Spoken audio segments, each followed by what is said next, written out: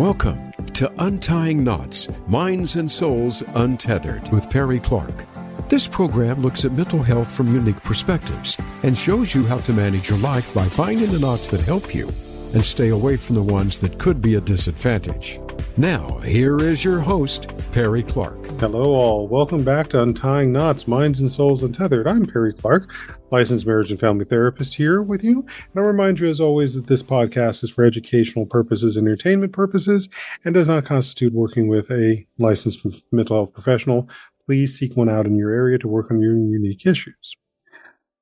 So today, for this podcast, which as it is going to be the 100th podcast on my numerical countings, I have a colleague here who has put together a film about their experience that we're going to talk a bit more about. And I just finished watching the film last night, and believe me, I can see so many parallels between experiences that they've had as a Filipino American to very much any person in this country who is a person of color has also probably had this experience or not, has a connection to a history that also went through this experience in their family line. So we're here to talk with Larry D. Lariosa, MFT, certified EMD provider, songwriter, and filmmaker. The child of Filipino immigrant parents, he grew up in San Diego, California, and has lived in the Bay Area for the last 30 years. He received his master's in counseling psychology from the University of SF and has been practicing psychotherapy since 2001. Larry has provided mental health support and advocacy in both private practice and nonprofit settings, with a special focus in working with communities of color and with LGBT couples and individuals. From 2013 to 2015, Larry served as the diversity manager and director of LGBTQ plus resources at the University of San Francisco, or USCF, implemented diversity initiatives across the institution, and advocated for the needs of historically underrepresented groups. Together with his life partner, Larry self-produced his first feature-length documentary titled Searching for Kapwa, which explores identity, belonging, and the impact of colonialism on Filipino diaspora. In addition to filmmaking, Larry is an accomplished songwriter and musician. So, welcome to Untying Knots, Larry. Thank you. Thank you for being here, and thank you for being the episode 100. My pleasure. That's a good number. Oh, yes, it is. So, as I ask everybody who comes on, how did you get here? Yeah, my journey to filmmaking and being a therapist is one that I have to say started early on when I was a kid, and growing up in South San Diego, and I grew up in a very primarily a Filipino and Latino neighborhood right outside of the Mexico border. And I also grew up in a military town, and my dad was in the military. A lot of my friends had military parents, and there was a lot of emotion, but not ever expressed. That was sort of, and I don't know if that was an 80s thing, if that was a Filipino thing, or if that was a military thing, probably all of the above. But I learned early on that I felt a lot of things, but didn't really have a vocabulary to express it. And those around me there would be sad and mad, and that's about it. And I was curious because I had a whole lot of emotions, and I got into theater, and that's where I discovered music. And so, but there was always something about realizing that there was a way to feel better with emotions when you had the right outlet. And I was so lucky that I had the outlets of theater and music. And then later, I would have friendships that we would talk through things, talk through problems. I realized I was really good at it. And started volunteering for a queer youth hotline at the time, Lyric, when I moved up to San Francisco, and then did some work with which was at the time AIDS Health Project as an administrative assistant supporting the mental health team. That was a perfect segue into the mental health career, which I have been I'm now going on been a therapist since 2001. And so I'm going on my, third decade. Hmm. So that's my journey there. I always felt a little limited in the role of being a therapist because it is, I love the arts. And so I wanted outside of individual and couples therapy, I wanted to explore different ways people can heal. And especially, um, I think people of color, we don't always Hmm. do well in the individual psychotherapy setting. Because and I can speak a little bit about my culture. We are a communal culture. We are a very we do best in groups. And so that's part of how I entered filmmaking is I wanted to tell stories that were related to parts of my identity, but I was more excited about showing it to groups so they can start talking Hmm. and externalizing the problem so that or whatever they're going through. And so that's where the filmmaker in me started. And Very that nice. led me through my journey. Yeah. Very nice. And so then, when did you get the idea for searching for Kapwa? Yeah, I had been working. You mentioned I was working as the LGBT Resource Center director at a pretty high level organization, and I was brought in to really talk about queer issues. Um, and whenever I dabbled into race issues, I was always the implicit message was you talk about queer issues, Hmm. not race issues. And Hmm. as a person of color, that obviously was, well, I don't choose and I don't separate. These are all parts of me, whether it's my queer part or my brown part. Hmm. And then I got involved in a lot of social justice organizing and activity. And I realized in that I was doing a lot of advocacy for people of color, but I also realized, well, what about my own? Because I didn't see my own in a lot of those Hmm. places. And a lot of those conversations really, understandably, revolved around Black and brown bodies, people. But then Filipino was always this thing of, are we in or are we not? Are we more yellow? And that's a whole different conversation. Um, and then within that, I discovered, well, I actually really don't know a whole lot about my history at all because it was never taught to me, but the people around me never talked about it.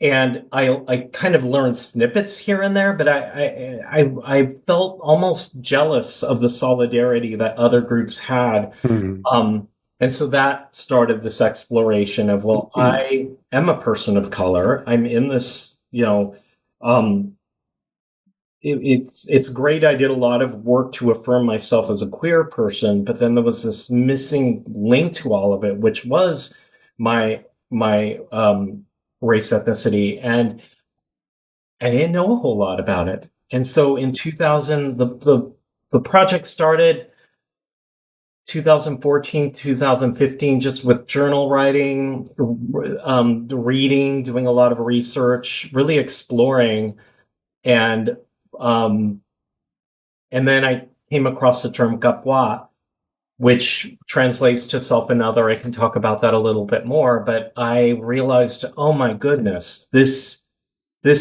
term, I felt it in here. I felt it in my Hmm. heart. That was the thing that was missing, and that was the missing link that I had always been looking for.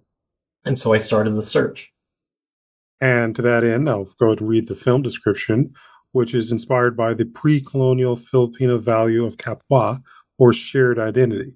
Searching for Kapwa follows the filmmaker's quest to understand his ancestral roots and find his place in the arc of history.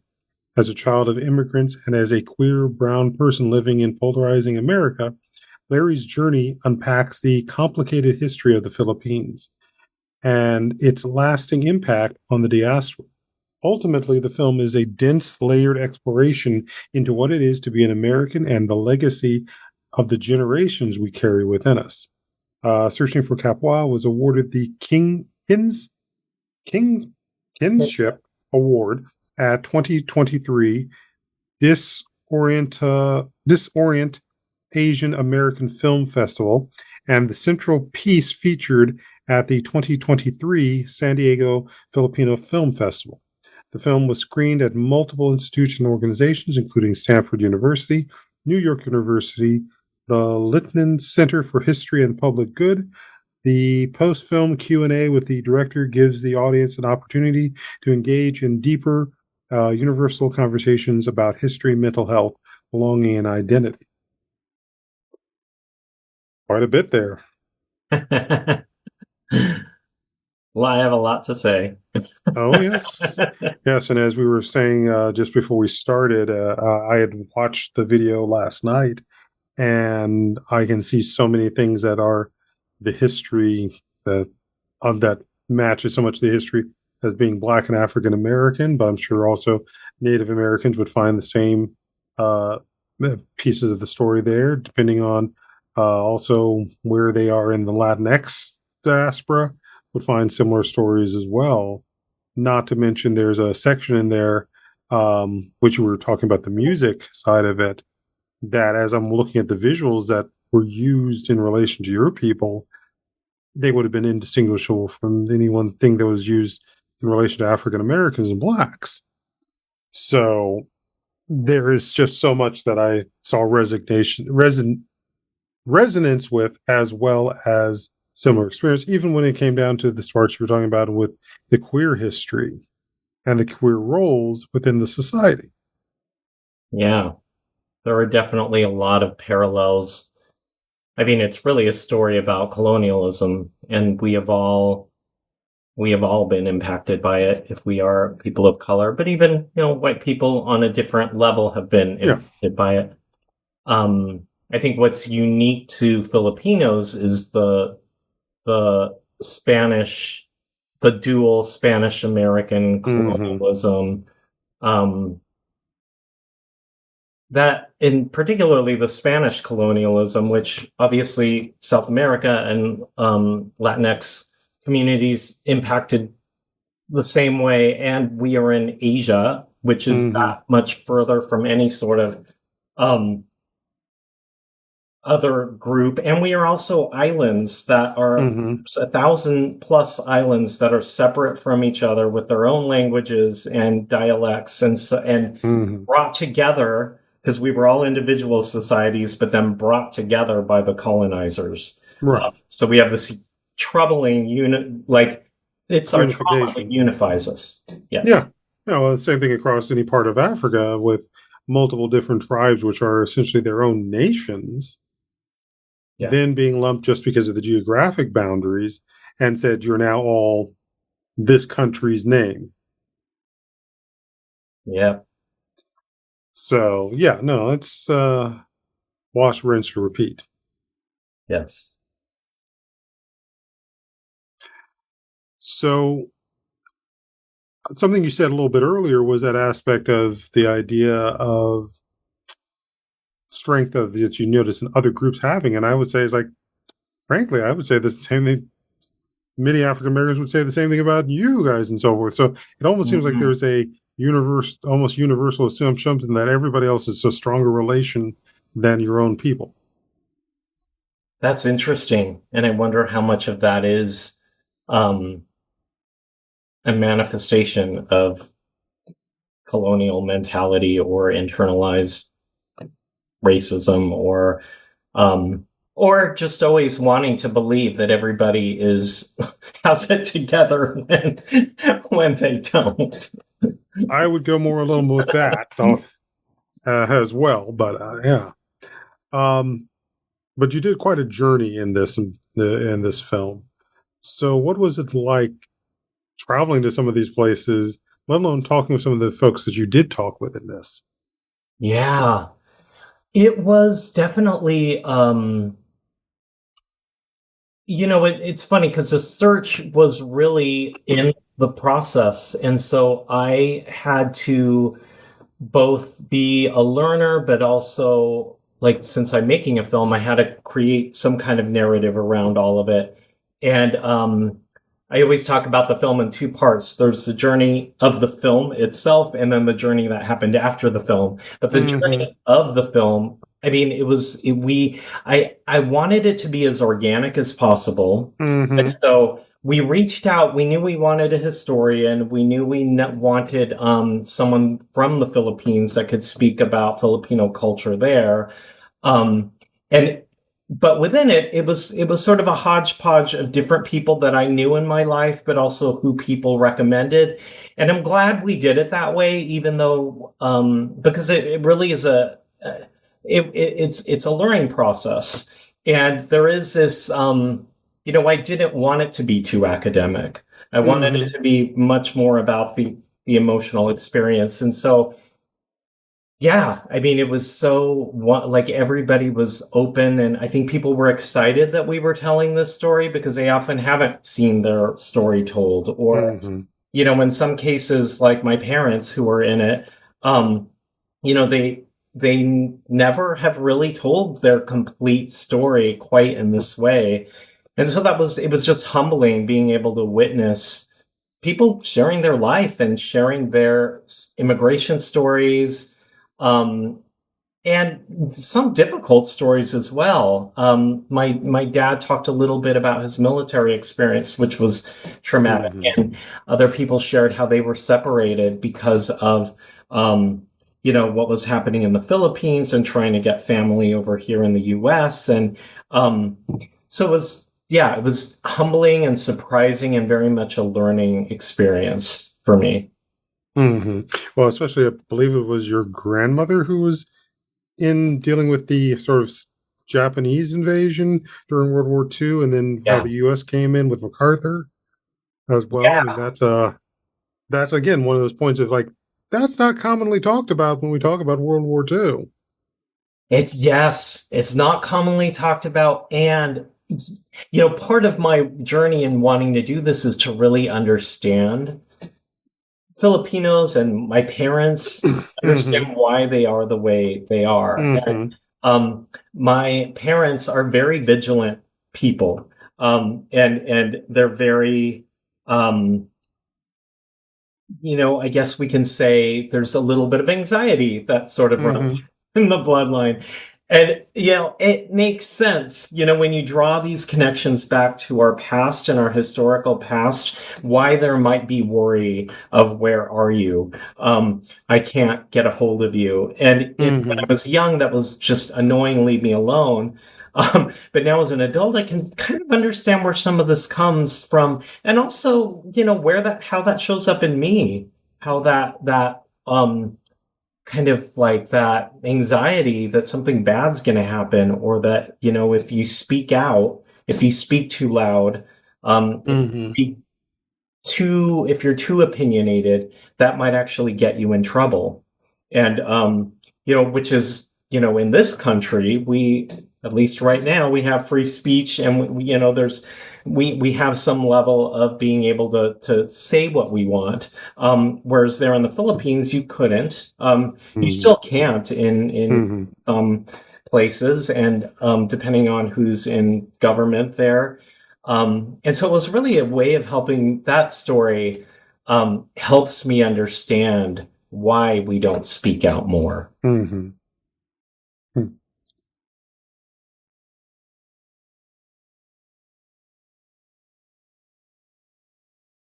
If there was one big takeaway that you would probably want to summarize from this experience, what would you want to share? That everything's connected. That as therapists, our job is really helping clients connect the dots, and everything is connected. And it's not just our own personal, because we have our own stories, our own traumatic stories, we have our own stories of our life, but sometimes it's intergenerational. Sometimes it's our DNA. But everything we can draw back, everything we can trace back to history and the events of history that have caused how we react to things. I was really inspired by Joy DeGruy's work Mm-hmm. on post-traumatic slave syndrome, and that was a big driver of why I wanted to do this for my own people and look back and think, okay, why are we the way we are? And so that's the big takeaway, that we all have stories, and we all have a history that might be bigger than our own personal history. Mm-hmm. So I asked you the question, what do you think is the big takeaway? What's the small takeaway?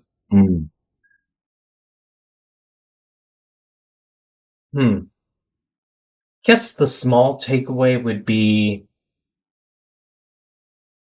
it depends on what you mean by small, but when I think of the small takeaway, I think about being curious, understanding. I mean, that feels big to me, but putting, like, everybody has a context and everybody has a story, and being open and curious, and not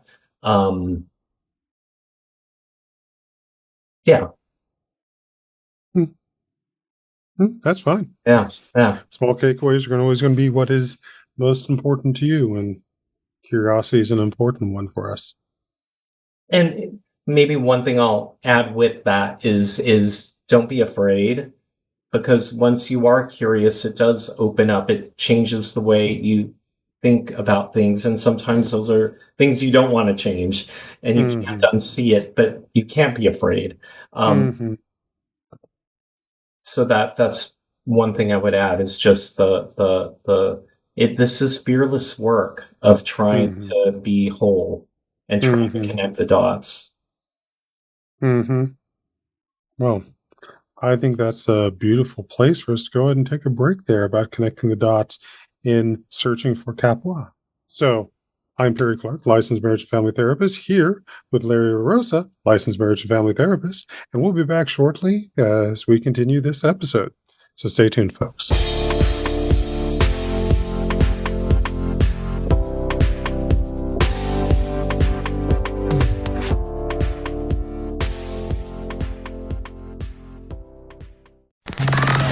Enjoying our shows and can't get enough of us? Follow us on Instagram at Voice America Talk Radio and see what we're cooking up for you. Our lives and the world around us can get messy and frustrating.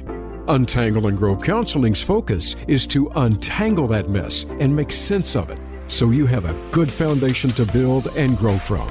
Visit us on the web at untangleandgrowcounseling.com. Perry Clark offers individual psychotherapy, couples and family therapy, and adolescence therapy from a variety of coping materials and resources. Visit untangleandgrowcounseling.com for more information. Discover the power of music to heal and uplift. Introducing NeuroVibe, where rhythm meets recovery. NeuroVibe fuses ambient music textures with rhythmic layers to create music that goes beyond relaxation. It's crafted to resonate deeply, perfect for relaxation, self-reflection, or therapeutic sessions. NeuroVibe invites you to connect with your inner self through immersive sound. Explore NeuroVibe today on SoundCloud and experience the transformative power of music. Tune in, find your vibe, and discover what NeuroVibe can do for you. For more information, check out NeuroVibe on SoundCloud today at soundcloud.com/NeuroVibe-BrainSpotting. NeuroVibe is intended for general wellness and relaxation purposes and is not a substitute for professional medical advice, diagnosis, or treatment. Explore NeuroVibe now on SoundCloud. Dive in, find your rhythm, and feel better with NeuroVibe.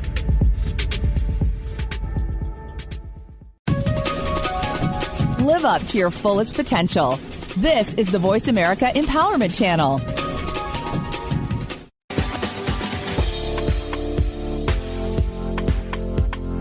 You are listening to Untying Knots, Minds and Souls Untethered. If you have a question or comment about our podcast, send an email to pclark@untyingknotspodcast.com. That's pclark@untyingknotspodcast.com. And now, back to the program. Hello all, welcome back to Untying Knots, Minds and Souls Untethered. I'm Perry Clark, licensed marriage and family therapist, here with Lariosa, also marriage and family therapist too, and is the creator of a documentary called Searching for Kapwa, and their experience as dealing with their Filipino American identity and the Filipino diaspora, as well as colonialism. Now, you mentioned earlier colonial mindset. Yeah. Could you expand a bit on that? Because I know Sure. there's some who understand it, and there's others who probably don't. Yeah. So I use the term colonial mentality, and actually that's been coined by a lot of people. And it's really this idea that the colonizer is the ideal, and those who have been colonized are inferior. And it obviously has implications for mental health. Within colonial mentality, there are four manifestations. There's denigration of self. So in the film, I talk about how this for Filipinos might be denigrating our bodies. It might be through getting your skin bleached, which seems to be that's a big thing throughout Asia, or having your nose done, that our noses are not good enough. The second one is denigration of others. So that is the idea of tearing down your fellow countrymen. Some people call this crab mentality, where there's only room for one of us to make it to the top, and we have to drag our fellow countrymen.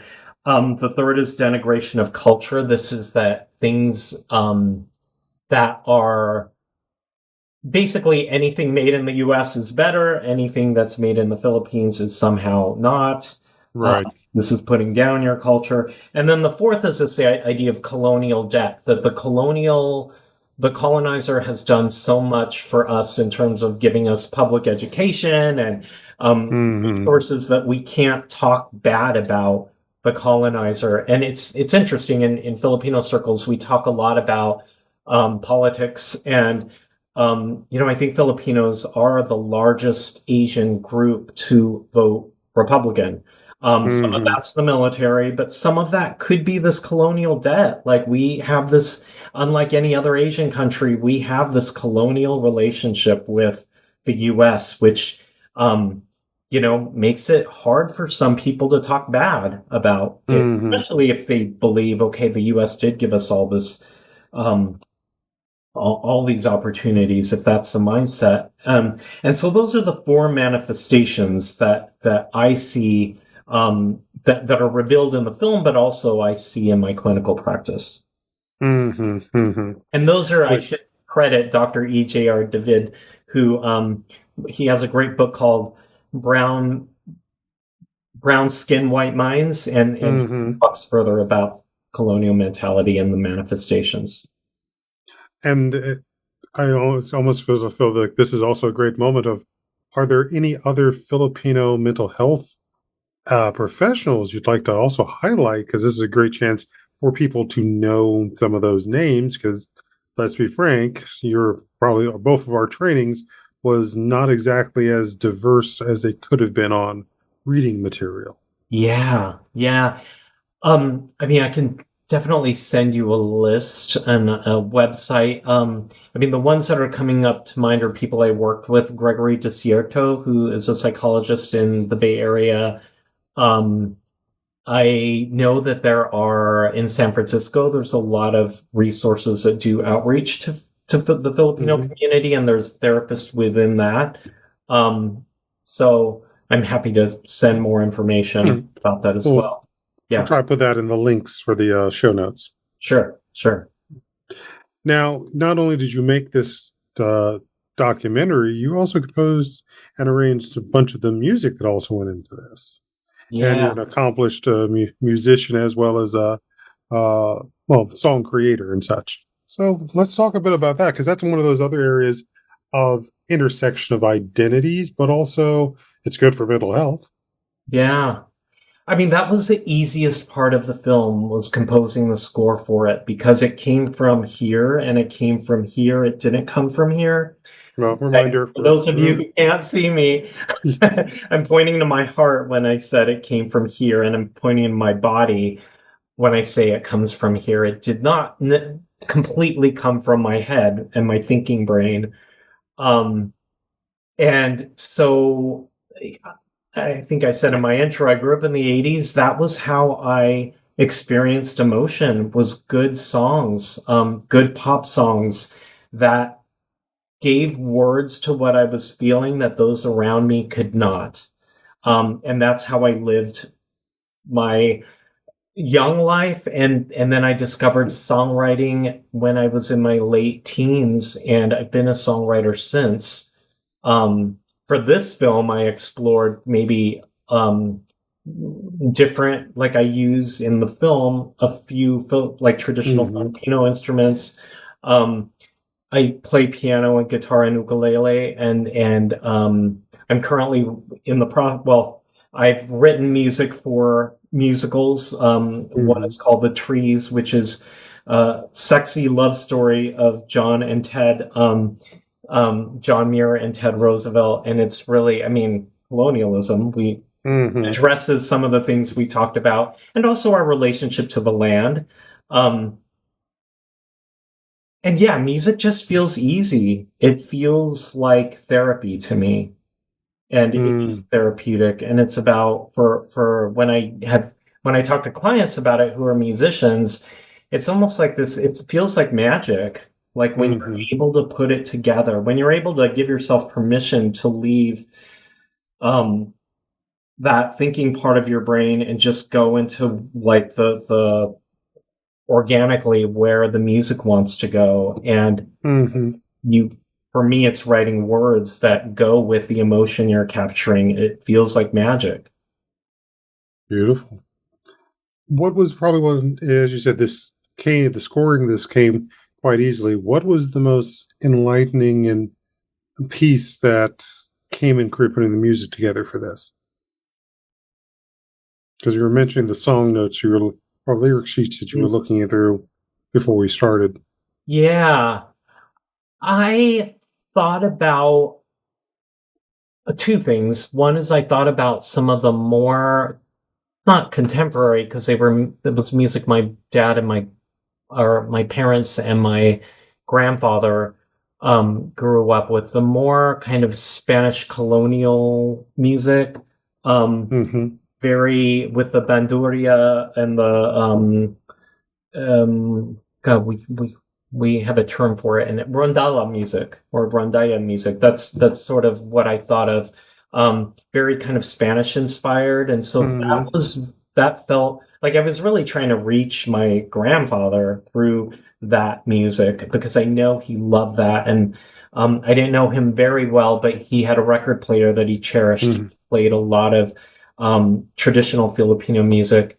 And then I also wanted to learn the more indigenous instruments and because in music we usually have formulas. We have the verse, the hook, or the chorus, bridge, the chorus. And I really and that's typically how I write, because I write pop songs, but I really wanted to back away from that and just kind of let a poem happen and set it to music. And really repetitive, a lot of loops. But I was able to channel something different in that I wouldn't with the standard verse chorus format. So I was able to just let whatever happen, and that was really liberating.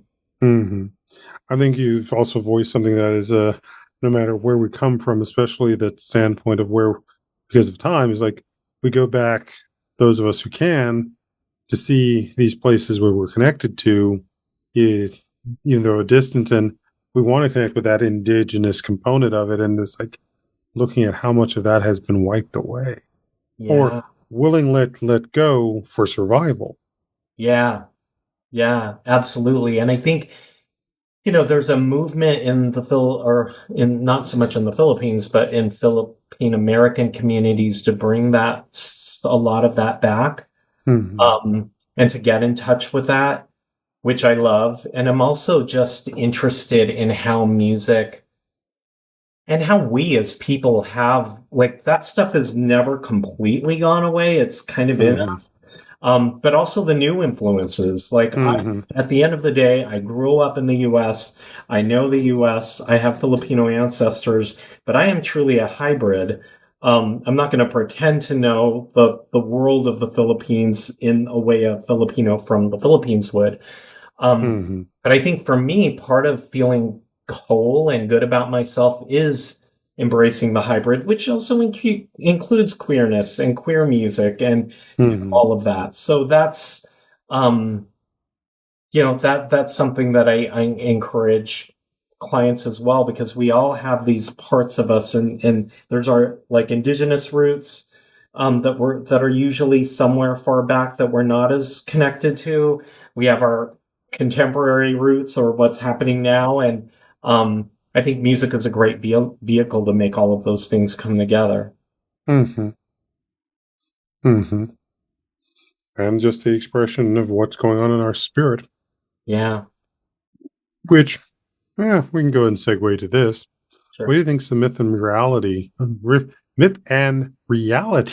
saying that again, around mental health, especially from the Filipino diaspora's perspective of things? Yeah. Well, I think the one myth is that mental health is for white people, and or for people with money. And, I mean, I think some of that actually is true, at least in our society, that to access mental health is a challenge. But I think mental health and therapy is really for everybody. It's just a matter of what kind of therapy, and how are they working with all parts of you, and how are they integrating. For some people, it might not be just sitting on a couch talking about the problems. For some people, they might need a musical piece or a film to really bring out parts of themselves. So I think it's a myth that therapy is not for Filipinos. I think a lot of Filipinos, as well as I think everybody, quite honestly, can benefit from mental health and therapy. Very true. But what do you think keeps especially from the Filipino side of it, keeps them from wanting to engage in therapy as well? Because I know I have had some Filipino clients as well that I've worked with. And I mean, one jumps to mind, two of them jump to mind. One, she said the similar thing about what you said about the problems and wealth and so forth. And it was a hard thing for them to realize that they're sitting here with me, having reached that point, and not wanting to think about it. Another one came up with the standpoint of, he was told, just focus on your studies. Now, why don't you have a girlfriend? And it's like, do you realize, as I was sort of sitting there and broke it down, it's like, okay, they told you to work on your studies, but they didn't exactly work on your social skills to make dating possible. That's because they expected to find someone from the area, village, and so forth to marry you and continue the family line, but your relationship is not, skills aren't there. And you're wondering why you're having trouble talking to women. Yeah. I mean, and obviously everyone's different, and but one thing I've noticed is that there is, so in Filipino culture, we have, along with Kapwa, we have a collection of values, and one of the ones that comes to mind is hiya, which translates to shame. And it's not even, as I've gotten older, I don't think about it quite in the same way I think of shame the way that we know it as therapists in the Western world. But I think of it more as like self-preservation, as I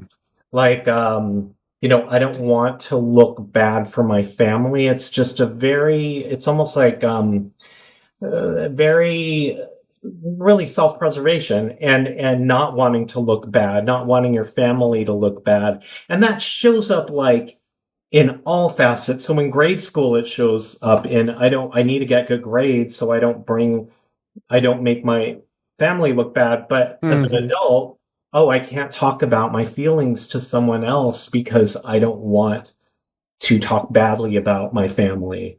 Hmm. And so it's that, I think that's a big part of it, that there's um, this hiya value, prevents you from maybe accessing what might be a little bit more vulnerable. And we can't be in, it's just not attainable, or it's not reasonable to, like, you're going to feel many things, and you're going to feel Hmm. frustrated with your parents, and you're going to feel like they left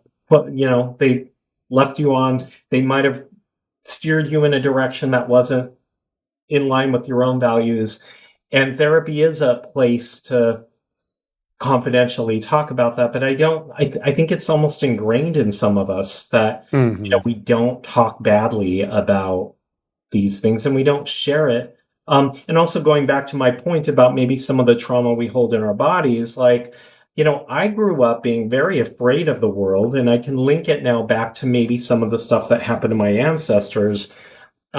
But some of that fear is saying out loud the things I'm scared to admit to myself. And so that could be another barrier to mental health, that, oh, if I say this out loud, it's going to make it real. Hmm. But I think what we know of is, or what we know as therapists, is that the minute we say it out loud, shame kind of dissolves, because shame really thrives in secrecy and in silence. Um, and with the right therapist, um, it can be really healing Hmm. to release that. And so I think that is a little bit about why we don't see, or why there might be a barrier to care for Filipino Americans. Mm. Which, in some ways, I can see very similar parallels for many African Americans, especially with that idea we don't put our dirty laundry out there. Yeah, And exactly. as I will also eventually say, is that, well, you keep the dirty laundry in there long enough, it becomes a biohazard. Exactly. So sooner or Yeah. later, someone's got to put on the hazmat suit to go in there. Yes. Yes. Last point with that you made me think about this was, we go back to self and other, Kapwa, Hmm. that Western psychology is very, as we know, is very self-focused. And Hmm. when you come from cultures where it's more about the collective, when self and other is the, um, just the way of being, it does make typical, what we think of as typical Western therapy, uncomfortable to focus on. Hmm. I think that needs to happen. I think you can do Hmm. both. Um, Hmm. and that's actually, I think, the power of being coming from a more interconnected society, is you need both, right? But I think that discomfort of seeing self as almost, um, like being focused on the self, could be Hmm. very uncomfortable for some Filipinos or Hmm. Filipinos. Which then, and I'll pop this question out there because I know it's a question we can't answer here, but it's a bigger one, which then makes me wonder is how do we deal with the issue of abandonment and rejection from that collectivist standpoint? When we've got people who have had experiences that clearly we can, at least for right now, terminology wise, can say connect with rejection, connect with abandonment.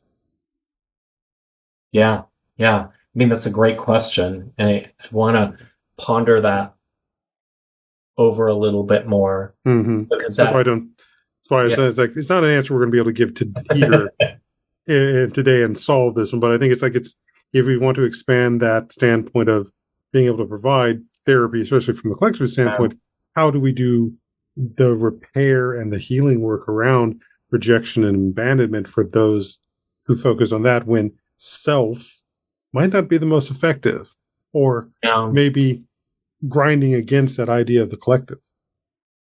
I mean, one little nugget that might start to at least lean into the answer is, I do more self-disclosure with clients than a lot Hmm. of, maybe, of the way I was trained. I do Hmm. share. I don't share my, I don't share what's, like, my life story, but I mean, my film I share, and that has a lot of me in it.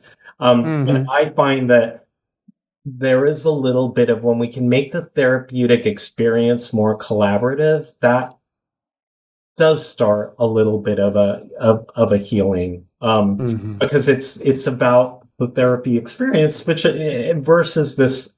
I think a lot of people are trained or have this idea of the therapist being the expert, the client in the chair. It's this like power dynamic.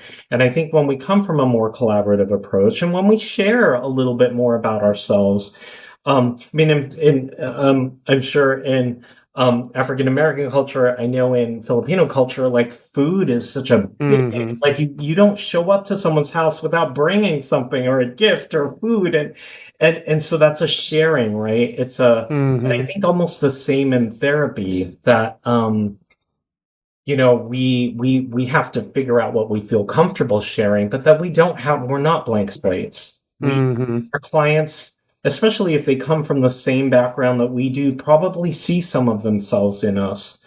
I think a lot of my Filipino clients pick me specifically because of that. And if I were to be so removed, that just, reinforces the abandonment. Which on some levels is part of maybe also why some people don't want to come to therapy is, so even if it is with a fellow Filipino person, is that they're afraid of rebuilding that colonial mentality, that power dynamic. Yeah. It's a great point. Well, we should be wrapping up. Where can folks find you if they want to work with you, or more especially see more of Searching for Kapwa? Right. Yeah. So the film and the updates on the film, including we're currently looking at how to stream it online, but we have our film screenings posted. You can go to www.searchingforkapwa.com, and Kapwa is spelled Kapwa. And then for myself as a psychotherapist, Lariosa, Lariosa, psychotherapy.com. And for the musical I was referring to, you can go to, and I wrote the score, www.thetreesmusical.com. So you're gonna have to send me that one, because I don't think I've I'll send you that. I'll send you all the links. Okay, perfect. Right. Well, I want to thank you for taking the time for being here, and we can share your wonderful movie out there, and for being episode 100. Oh, it's my pleasure. What an honor. Thank you so much, Perry. And thank Not you a problem. for the audience. Thank you. And thank you all for listening. Please go out there and share this movie, and share just this growth that we all want to have and heal.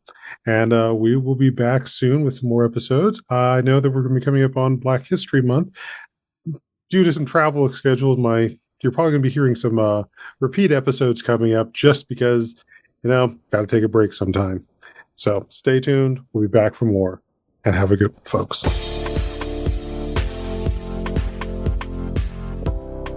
Thank you for tuning in for Untying Knots, Minds and Souls Untethered. Be sure to join your host, Perry Clark, for another episode on the podcast coming soon on the Voice America Empowerment Channel.